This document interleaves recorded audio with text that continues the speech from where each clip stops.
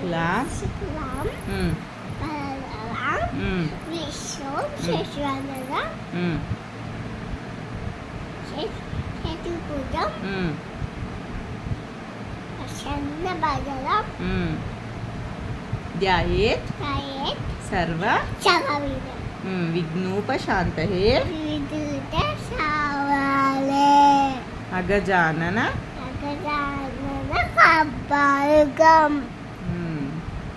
गजानन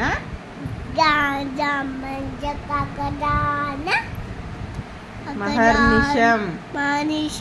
अनेकदन्तं भक्तानां एकदन्तं उपास्महे एकदन्त उपास्महे